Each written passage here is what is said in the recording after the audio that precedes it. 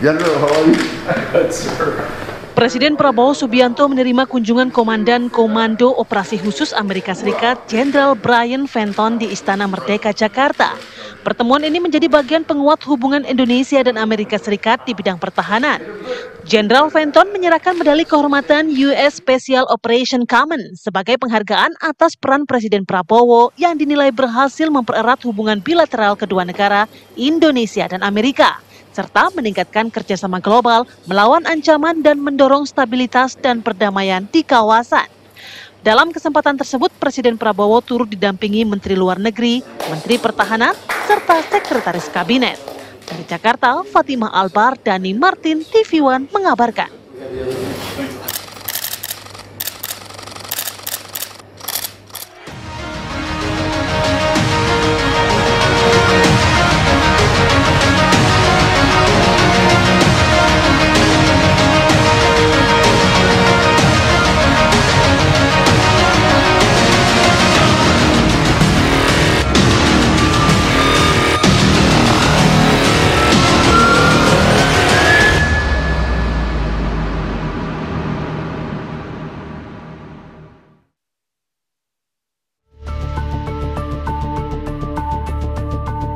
Kasus dugaan ijazah palsu milik Presiden ke-7 Republik Indonesia, Joko Widodo, sepertinya memasuki babak perseteruan baru. Merasa kasusnya terus bergulir lebih dari 6 bulan lamanya, Jokowi mencurigai ada agenda besar di balik polemik ijazah palsu. Jokowi menyebut ada sosok orang besar yang membackup isu tersebut.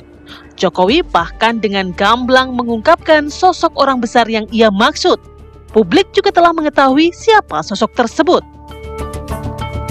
Kan saya sudah sampaikan, feeling saya mengatakan ada agenda besar politik dalam tuduhan ijazah palsu maupun pemakzulan. Artinya memang ada orang besar, ada yang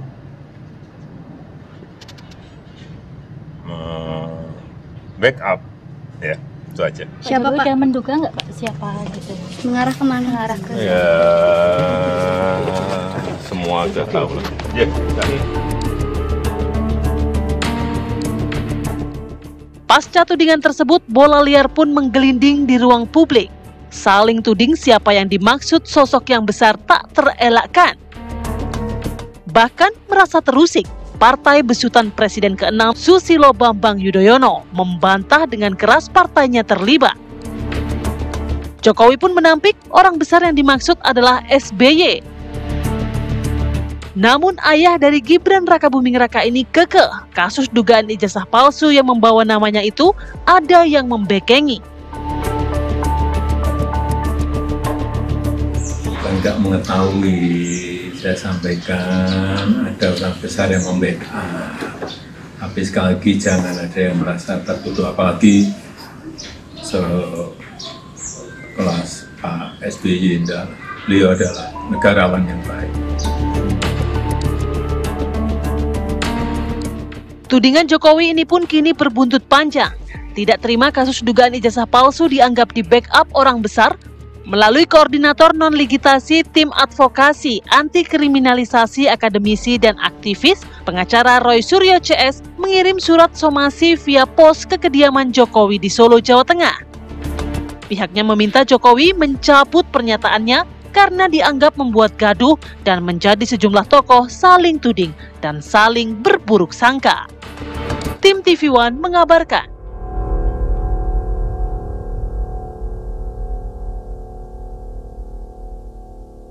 Konstitusional klaim kami dalam mengungkap kebenaran tentang ijazah palsu dengan mengatakan ada orang besar di balik perjuangan klien kami. Tuduhan dan fitnah yang saudara katakan sangat menyakitkan karena sama saja saudara telah mengatakan kepada klien kami sebagai pion politik yang dikendalikan oleh orang besar. apabila saudara tidak mencabut pernyataan dan segera meminta maaf secara terbuka di hadapan publik, maka kami akan mempertimbangkan untuk mengambil upaya hukum balik secara perdata maupun pidana. Saya ulangi kembali, apabila saudara tidak mencabut pernyataan dan segera meminta maaf secara terbuka di hadapan publik, maka kami akan mempertimbangkan untuk mengambil upaya hukum baik secara perdata maupun pidana. Demikian somasi dari tim advokasi anti kriminalisasi akademisi dan aktivis. Ya, langsung kami hadirkan yang memang berada langsung dalam konferensi tersebut begitu ya. Ada Bung Petrus Celestirus, Koordinator Tim Pembela Demokrasi Indonesia.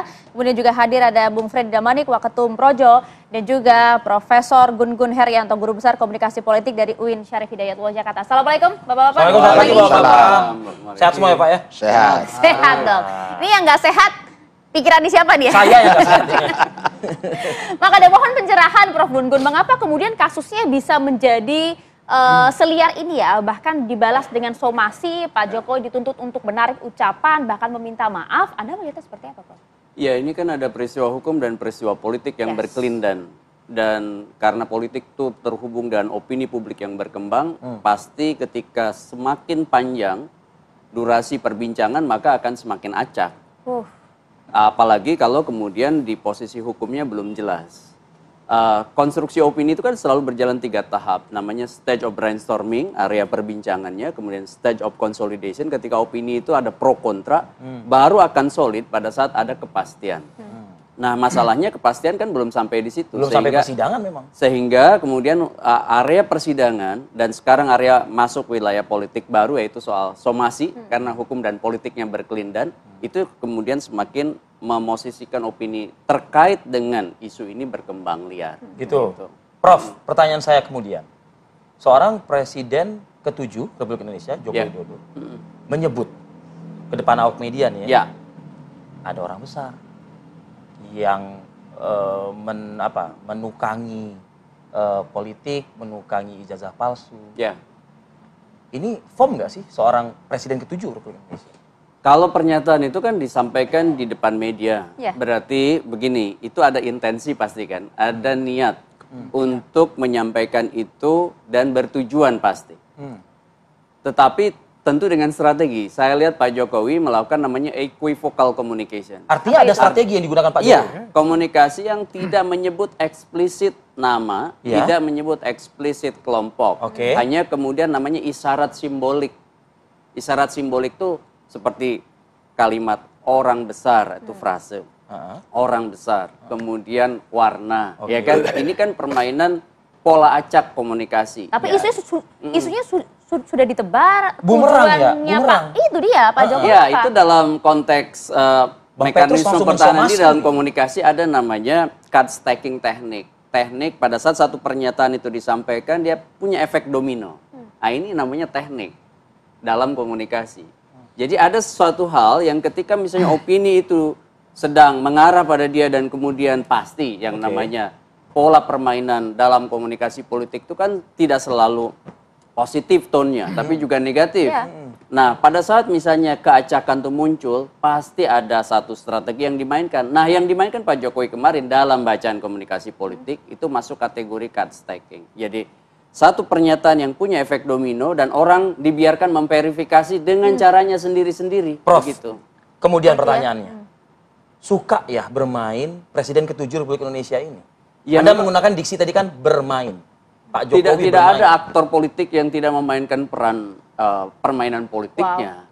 Itu apalagi ini front stage, ini panggung depan ya, yang kemudian permainan politiknya akan dibaca oleh publik sehingga guliran opini termasuk polemik yang ada di dalamnya, itu pasti bagian dari manajemen konflik, gitulah. Nah, kita meskipun berujung kepada somasi yang dilancarkan oleh Bang Petrus dan itu pasti sudah terbaca, sudah pasti akan ada aksi reaksi. Aksi reaksinya di wilayah politik dan aksi reaksinya di wilayah hukum. Nggak letihkah seorang Pak Joko Widodo begitu? Ya, kalau letih ya tidak akan memainkan isu ini dari awal. Tidak nampak seperti Pak Jokowi? ya bagian dari tidak terpisahkan ya game politik sejak Pak Jokowi mencalonkan diri ya sampai sekarang, dan ini menurut saya bagian yang harus diverifikasi di wilayah politik dengan konteks reliabilitas, ya, keterjagaan dari waktu ke waktu, koherensi, kepaduan. Nah sekarang persoalannya adalah apakah di wilayah hukum nanti menang atau kalah, kan gitu. Kalau hukum kan soal hitam putih, soal putusan. Tapi kalau politik kan soal persepsi. Itu dia, soal gitu. politik persepsi, bahkan ini sengaja ada strategi yang dimainkan oleh Pak Jokowi, Bung Freddy. Ini menyasar siapa? Betul tokoh besar ada yang ingin diacak-acak. Kita jeda dulu boleh? Menarik. Boleh ya? Tahan dulu lah, biar lebih lengkap kalau gitu ya. Kita jeda dulu. Sesaat lagi kami akan kembali untuk Anda pemirsa. Narsum satu segmen nih.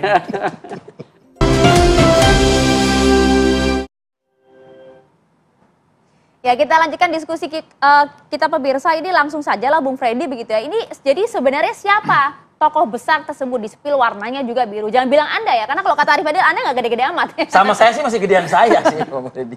Ya, sebelum saya merespon itu, biasanya memang saya kata pembukaan tadi itu biasanya bahasa saya itu. Di dalam isu atau kasus ini memang ada dua, hukum dan politik. Ya, hukumnya ya ketika yang sedang bergulir ini, ketika Roy Suryo dan kawan-kawan itu menuduh ijazah Pak Jokowi palsu. Maka itulah hukumnya yang sekarang sedang berjalan di Polda Metro Jaya dan sudah proses penyidikan. Nah, politiknya ya adalah ketika narasi ini, ketika isu ini ditambah dengan isu-isu lain yang terus menyerang Pak Jokowi, ya mendiskreditkan, mendelegitimasi, terus tidak ada hentinya.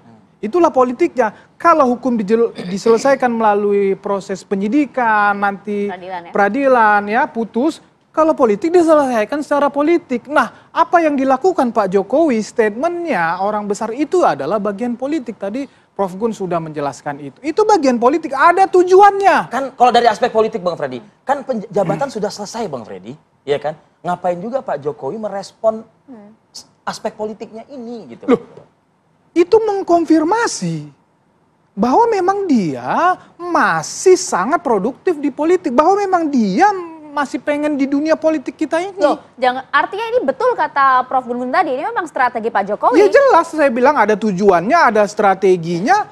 Memang ini bagian strategi politik yang dimainkan Pak Jokowi. Ada pesan yang disampaikan di sini, katakan kepada orang besar yang dimaksud. Dalam politik tidak harus hitam putih juga. Ya bisa gelap, memang itu. Tadi bahasa teknisnya sudah disampaikan Prof. Gun Gun. Memang jelas ada agenda politik di sini. Kalau tidak ada agenda politik, isu-isu ini tidak mungkin terus-menerus. Kalau bisa dipertanggungjawabkan, oke. Tapi kalau tidak bisa dipertanggungjawabkan, itu somasi sudah diberikan ke Solo itu udah. Ya itu sudah dihitung lah. Ini kan sama ya, sama seperti misalnya ya siapapun atau pihak yang sedang menyerang kekuasaan pemerintah, ada oligarki. Pak Jokowi juga sering dikatakan ada oligarki di belakang Pak Jokowi, di sekitar Pak Jokowi. Itu biasa. Kemudian sekarang misalnya pemerintah mengatakan ketika ada yang memainkan isu atau pemasangan One Piece ini, pemerintah mengatakan ada adu domba di sini, ada orang yang bermain politik di sini. Itu biasa. Statement seperti itu sebetulnya biasa saja. Termasuk somasi ini juga sudah dibaca oleh Sudah dihitung. Sudah dihitung, ini semua sudah dihitung, ya nggak apa-apa. Ya disomasi, artinya memang ini sekali lagi semakin mengkonfirmasi bahwa memang ini bukan masalah ijazah saja, bukan masalah benar salah, hitam putih, memang politik. Diserang aja terus, sampai mana Pak Jokowi kuat. Pak Jokowi kuat, dihadapi sampai manapun. Gitu. Oke, artinya begini, kalau tadi menjawab pertanyaan saya, Anda belum secara tegas itu. Benar ada berarti ya? Ada. Perannya apa? Mendanai atau apa? Mendanai atau apa? Bisa bermacam-macam. Mendanai ini kan, ini Anda menjawab harus dipikirkan dulu Bang Freddy. Jangan sampai nanti juga somasi lancaran ke Bang Freddy juga di ujungnya. Bisa bermacam-macam. Bisa melalui orang-orang. Ya, orang-orangnya dia. Jangan bisa Bang, ini yang datang didapat apa gitu maksudnya? Apa peran tokoh besar ini apa? Ya peran mendorong, ada di belakang ini gitu loh. Mendorong isu, misalnya begini ya. Mendorong Roy CS ini kan? Iya dong. Wow. Misalnya gini, Roy CS dalam beberapa baik offline maupun online, ya saya sowan ke beberapa toko, dia bilang ya saya dukung gerakan Anda, ya lanjutkan, kan begitu. Cuman kan saya nggak sebut tokoh yang dia maksud itu omongan Roy, tapi kan itu biasa saja begitu itu loh. Biasa aja seharusnya kan? Biasa saja. Ya kenapa sampai harus disomasi? Ya nggak apa-apa, itu kan hak mereka gitu loh. Saya juga bingung apa yang dirugikan dengan statement Pak Jokowi itu. Saya bingung. Tetapi sekali lagi itu mengkonfirmasi bahwa memang ini firm, ini permainan politik di belakangnya. Tujuannya memang hanya untuk menghantam menyerang Pak Jokowi supaya semakin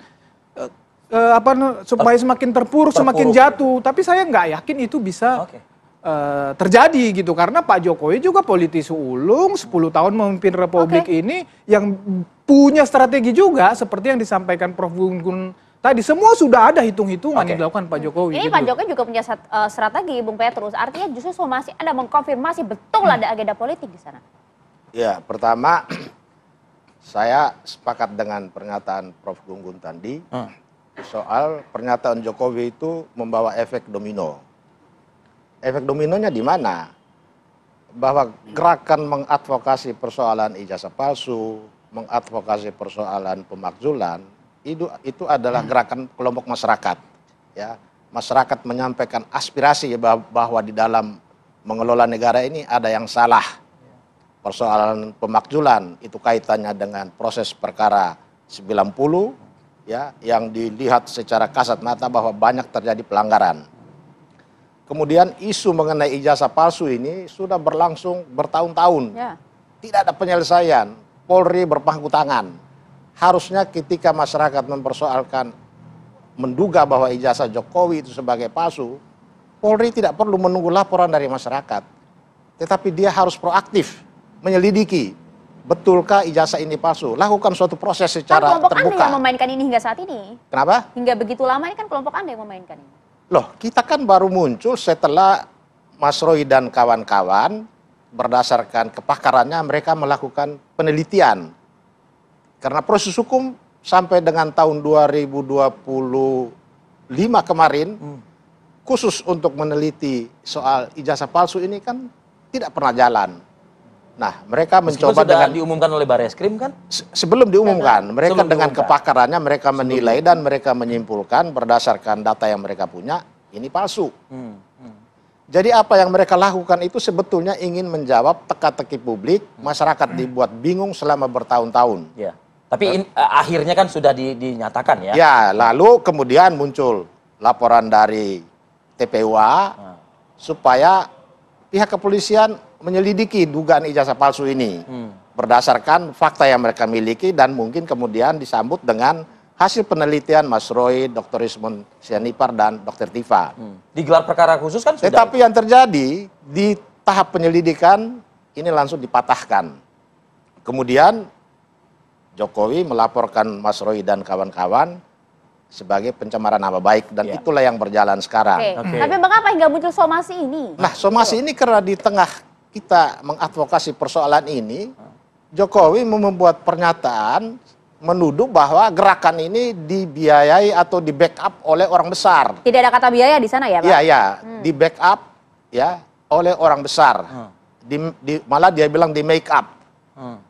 Kami tentu kaget, bahkan sangat menyesalkan pernyataan itu.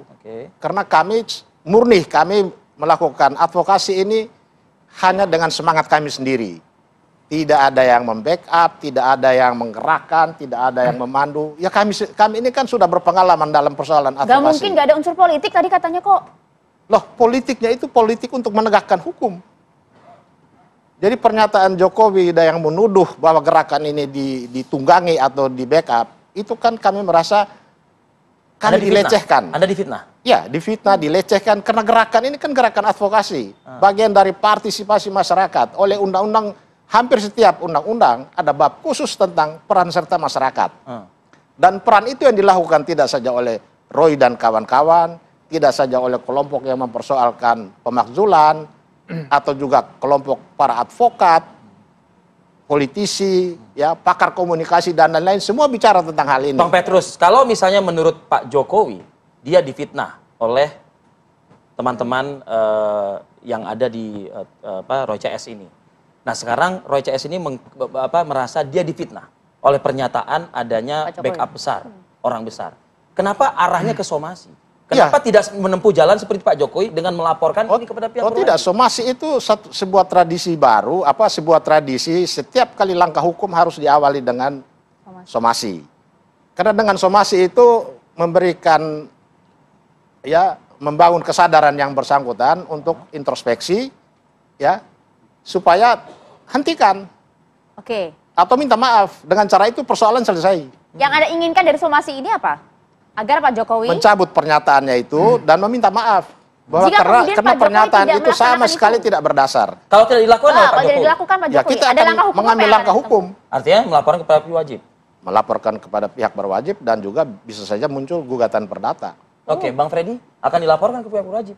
Ya, sekali lagi itu hak teman-teman Roy Suryo dan kawan-kawan. Saya sudah sampaikan tadi, Pak Jokowi itu sudah biasa disomasi, dituntut, divetisi, itu udah biasa. Nah, jadi kalau mau dilaporkan ya silakan. Tapi kan begini, ya publik juga harus dikasih pencerahan. Ya, Pak Jokowi di dalam statementnya itu, ya kalau bicara hukum nih, tidak ada menyebut namanya fitnah, pencemaran nama baik itu kan harus menyebut siapa kan begitu, ada orangnya. Nah, kemudian juga tadi melakukan apa segala macam. Nah itu kan tidak ada disebut. Sekali lagi ini murni statement politik. Oke. Statement politik. Pesan yang disampaikan tidak ada pesan yang disampaikan adalah pesan politik. Iya. Bukan tidak ada tidak mengarah pada sosok. Bukan tidak ada kepada sosok seseorang. Tapi kalau kebakaran jenggot kok malah Roy CS, Bang Petrus CS yang ya justru itu mereka kan saya bilang tadi sedang membangun narasi. Kalau bicara hanya hukum, ya udah fokus saja ini, nanti dipanggil datang dampingi kan begitu. Jadi membangun narasi. Ketika sudah keluar ya statement di media itu hukum ya. Tapi ini kan narasi terus yang dibangun supaya Pak Jokowi terus menerus diserang bahwa Jokowi jelek, begitu, Bang Petrus? Jokowi jelek. Itu saja Ya, ini. saya kira dalam persoalan ini mungkin Jokowi sudah sampai pada tahap kelelahan ya. Lelah ya. Jadi akal sehatnya sudah tidak berfungsi secara baik. Pernyataan dia menuduh bahwa gerakan ini di backup ya oleh orang besar, oleh kekuatan besar. Kemudian orang-orang di sekitar Jokowi lebih memperjelas lagi, mengasosiasikan bahwa ini dari kelompok partai yang warna biru. Itulah yang semakin memperuncing suasana di masyarakat. Bahkan ini bisa juga muncul tuduhan bahwa Jokowi sedang menyebar berita bohong, ya, ujaran kebencian yang memicu kelompok Jokowi dan kelompok yang berasal dari kelompok biru ini terjadi. Tidak ada nama yang disebut. Tidak ada menyebut nama, tetapi dengan menyebut bahwa ada kekuatan besar, kemudian oleh orang-orang di sekitarnya lebih memperjelas lagi bahwa ini dari kelompok biru, bahkan sampai menyatakan kekuatan politik di dalam yang identitasnya itu warna biru. Langsung Demokrat bereaksi. Ya, reaksi Demokrat ini kalau kita hubungkan dengan pemerintahan sekarang, Prabowo sedang membangun rekonsiliasi, ya sambil dibangun tapi sambil dirusak oleh kelompok ini. Ya pernyataan Jokowi itu langsung tidak langsung merusak apa yang dibangun oleh pemerintahan Prabowo. Anda bisa menerima hal itu Bang Freddy, tapi ditahan dulu jawaban Anda ya. Prof Gun juga mungkin menjadi saksi dari lalu lintas diskusi kita pada pagi hari ini. Usai jeda, kita akan kembali.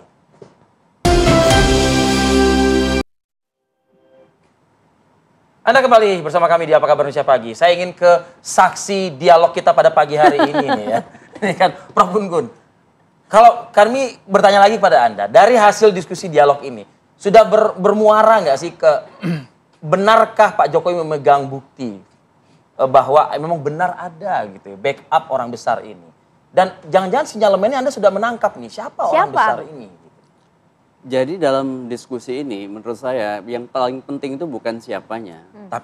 Tapi bagaimana atmosfer ya itu terbentuk. Dalam bahasa akademik sering disebut sebagai konstruksi. Konstruksi opini, konstruksi politik, konstruksi hukum. Nah ini yang kemudian menjadi memasukkan aspek namanya dialektika relasional. Jadi hubungan yang saling kerap kali tidak seirama, ada benturan. Ya, dialektika relasional itu ketika ada letupan-letupan juga di situ. Dan letupan itu dalam manajemen konflik kerap kali dihadirkan. Nah, ini yang harus dipahami oleh publik. Jadi tidak seluruh drama pertarungan itu adalah drama pertarungan yang berada di ruang hampa, melainkan ada kepentingan yang mengkonstruksi fenomena itu gitu. Contoh misalnya, kadang-kadang tidak sampai pada akhir terkonfirmasi siapanya. Tapi kan atmosfernya terbentuk di situ, sehingga kemudian ke dalam bacaan saya sebagai outsider ya, ketika misalnya menunjuk bahwa ada orang besar dengan warna tertentu di balik gerakan yang dilakukan oleh teman-teman yang kemudian mempersoalkan ijazah Pak Jokowi, ini bagian dari strategi delegitimasi juga kan terhadap gerakan ini. Ini adalah bagian yang tidak terpisahkan. Jadi ada pihak melakukan legitimasi dan delegitimasi sebagai aksi reaksi. Jadi itu suatu hal yang pasti aksi reaksi itu tidak akan pernah berhenti. Nah, dalam bacaan saya pada akhirnya kemudian siapa yang terdelegitimasi dari proses ini? Contoh misalnya, stimulan itu yang dilakukan oleh Pak Jokowi, menyebut ada orang besar dengan warna tertentu. Apakah itu punya efek bumerang nanti pada Pak Jokowi? Nah, ini akan sangat dipengaruhi oleh reaksi nih. Misalnya ada somasi.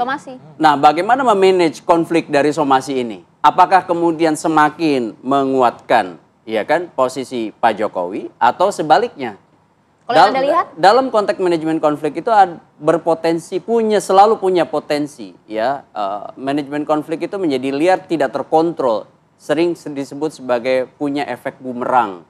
Nah, kalau kita lihat pertarungan yang panjang ini, maka satu-satunya yang kemudian yang bisa menjadi justifikasi ya dari sisi politik, pertama adalah bagaimana kekuatan si figur atau si aktor yang bertarung ini, apakah dia punya sumber daya?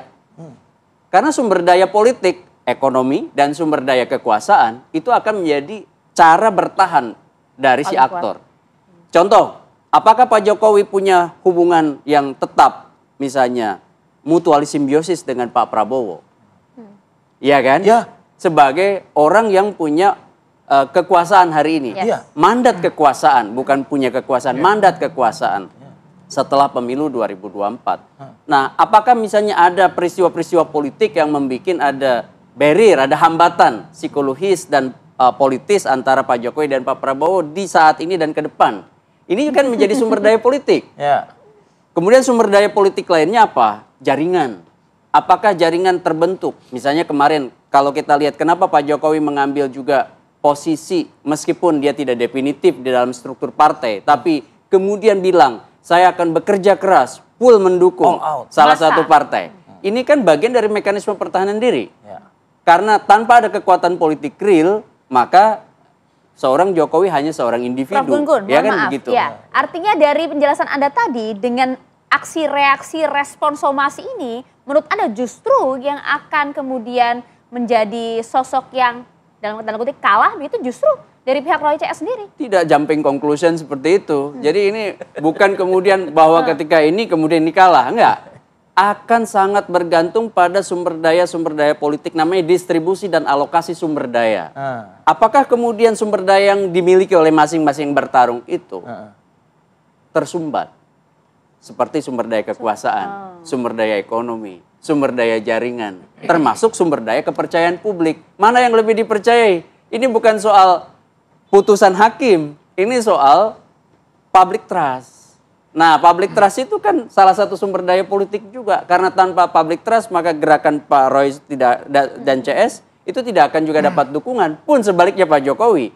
Ketika misalnya semakin banyak orang tidak percaya bahwa Pak Jokowi itu punya ijazah palsu, maka itu juga merugikan Pak Jokowi kan, begitu. Saling ada kekuatan artinya saat ini. Iya, luar biasa.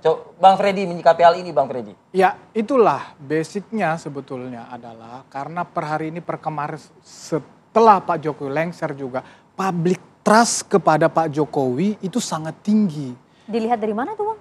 Loh kan banyak itu survei. Survei yang terakhir malah kalau saya baca kan tamatan SD tidak percaya ijazah Jokowi palsu, katanya begitu. Survei yang kami baca. Tamatan iya, SD. makanya bagaimana tamatan pendidikan lain kan? Setelah Pak Jokowi lengser, approval ratingnya kan masih sangat tinggi. Oh, pada saat itu. Iya, sampai sekarang juga itu kan kemarin kalau bicara ijazah LS itu 70 sekian %. Nah, yang mau saya sampaikan adalah secara politik Pak Jokowi masih sangat relevan. Kemudian ini akan terus menerus sampai berjalan 2029. Inilah yang dilihat, kita bicara politik. Inilah yang dilihat oleh katakan orang-orang yang tidak suka, para pembenci dan lawan-lawan politik Pak Jokowi. Public trust inilah yang harus dihantam terus supaya ini turun. Sehingga ketika politik elektoral sampai 2029, Pak Jokowi itu tidak relevan lagi atau tidak mempunyai kekuatan politik katakan untuk mengendorse calon tertentu, mau di wapres, mau presiden. Inilah target orang-orang itu. Wah, berarti Pak Jokowi belum lelah sebagaimana yang dikatakan oleh Bang Petrus dong berarti? Bagaimana lelah? Dia akan secara tanda kutip akan dipaksa tidak lelah karena masih ada Mas Wapres di situ. Tidak mungkin lelah. Maksudnya apa Pak Prof Gunggun? Ya jelas dong ya. Jokowi bukan seorang sosok aja, tapi lokomotif dari kekuatan politik. Misalnya termasuk tadi disebut Wapres. Ya kan? Dan Wapres ini kan bukan bicara jabatannya hari ini aja. Tapi 2029 dan setelahnya. Maka pasti Pak Jokowi juga akan memainkan peran politiknya. Nah pertanyaan kemudian apakah kubu yang bersama dengan Pak Bang Petrus ini adalah kubu yang akan menjegal kekuatan politik 2029 itu? Agar Gibran ini tidak lagi, begitu maksudnya? Ya yang jelas. Nanti Pak Petrus boleh mengomentari ya Bang? Yang jelas menurut saya pasti ada irisan-irisan kekuatan politik. Meskipun begini, irisan politik itu tidak selalu diidentikan gitu ya dengan hanya satu kelompok yang sekarang sedang berada di panggung. Karena banyak juga kelompok itu yang di belakang panggung. Nah, masalahnya adalah Gibran adalah aktor politik, Pak Jokowi adalah aktor politik. Bedanya sekarang Gibran berada di spotlight karena berada dalam posisi sebagai wapres. Jadi saya nggak yakin Pak Jokowi akan pensiun. Akan istirahat. Dalam hal politik. Dia tetap akan memainkan posisi sebagai jangkar politik. Kalau syukur-syukur kalau dia masih berperan signifikan. Guru besar komunikasi mengatakan tidak akan pensiun, artinya tidak letih Bang Petrus. Ya, memang boleh saja ada yang melihat bahwa Jokowi tidak pernah letih. Tetapi Anda kan di segmen sebelumnya mungkin Pak Jokowi sudah capek. Kita melihat dari pernyataan yang tadi Prof katakan bahwa pernyataan itu memberi efek domino. Itu saya nilai sebagai Jokowi sedang kelelahan. Ya, sebagai seorang mantan presiden, pernyataan itu kan harusnya lagi semangat-semangatnya itu Bang, bisa kasih efek domino besar. Pernyataan itu tidak terukur. Ya. Pernyataan itu tidak terukur. Apalagi kalau ada yang menyatakan bahwa gerakan Mas Roy dan kawan-kawan atau kelompok yang mau memakzulkan Gibran itu sebagai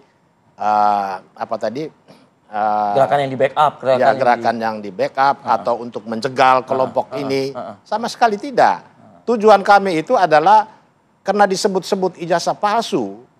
Coba kita bayangkan, kalau itu benar nanti itu palsu, bagaimana dengan 10 tahun memimpin negara ini, terus presidennya berijazah palsu? Itu kan soal konstruksi hukum itu. Iya, tapi efeknya kepada apakah rekrutmen, baik itu melalui partai politik atau KPU sudah begitu rusaknya sehingga orang berijazah palsu. Artinya ada multiplier efek juga dong ya. Bisa saja lolos. Ini yang kita inginkan supaya ini harus clear. Ini harus clear sebelum kita memasuki periode berikutnya. Itu substansi dari tim Anda itu ya. Ya, kita ingin kembalikan ya faktor persoalan kedaulatan rakyat. Kita lihat dalam proses perkara 90 kemarin itu proses kedaulatan rakyat, proses pemilu, demokrasi dihancurkan dari bagian hulunya langsung. Kembali ke somasi terakhir Bang Petrus. Jadi ini dalam kurun waktu berapa kali 24 jam somasi ini? Ya kita lihat sampai 3 hari ini kalau tidak ada... Terhitung dari kemarin? Ya. Tidak ada jawaban sama sekali, maka beberapa langkah hukum akan kita lakukan. Salah satunya? Ya salah satunya akan melaporkan. Siap melaporkan? Ya sebagai ujaran kebencian, memecah belah ya.